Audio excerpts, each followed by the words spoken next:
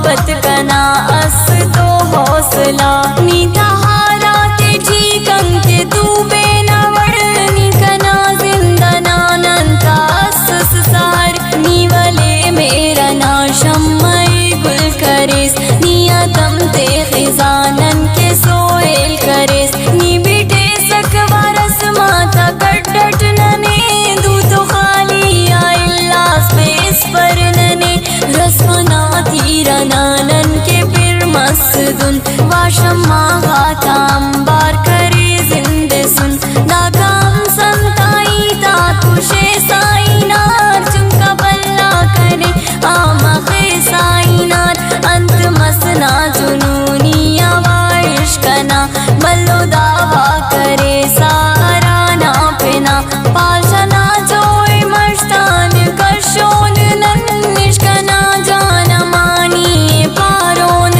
नन रस्मिया कुल सैरात गुलशन करोन अरिवाजे जियाना के मासान तड़ोन दावड़ट साओ जांदी दे खन्नी बिन मसरे खलकटी मसुलक नन्नी बिन ना तो आवाले अर्रे फिन चुकाते आन रंदे पटान नानन तो सैराते आन तू बेस्ताते मिन्नत जारी करें भूख पुआड़ टुस्ते ते नानन बिसेन बल्दा मायूस मसुन जियानान नन चट पिन्नान जियाना शगानान नन वल्दा जिंदान मसुन उराठी ते नानन तो तम्मान देनट निगाठी तेना तेने आदेन कठिनन उरे नक जरस दोनों हिम्मत सलतो वनन तो देयस अर्णी मासान बदवा करे ना दुआनन नफिलते करे लैन बसना पिना तुझदा गाते ठड़ी काक असुर कतार फर्ज नमाजाते डसोशनी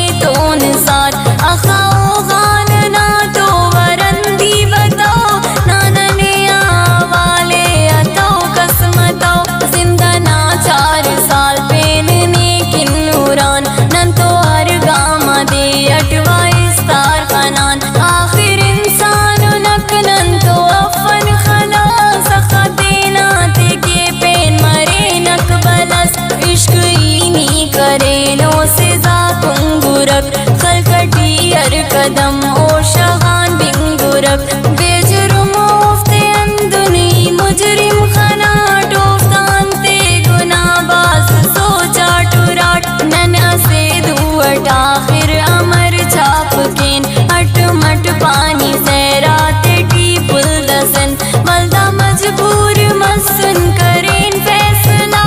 इश्कना चिट्टे दुआन करेन अकयला दूते इन्नाम करेन तिखानुस्ता खलस नेवा गिराम करेन तिखानुस्ता खलस दागी कत्ते अफन के मगरूर नन देने नेकिन करेनक चूर चूर नन अखवसस नना जोर नन खलकुनक ना तवारम मतो शोर नन खलकुनक बेजबान सुनक हम तो गुफ्तार करें शारना खलकना मोना पुकार करें दुत्तु काम बार नने लोफ्ता वड़ सल्तमन चुप चुप कुंड से आखड़ी खलतमन बरनी अर्रिफ नना खल के शारान वादरनी मश्ता के अर्रिफ तलारान वा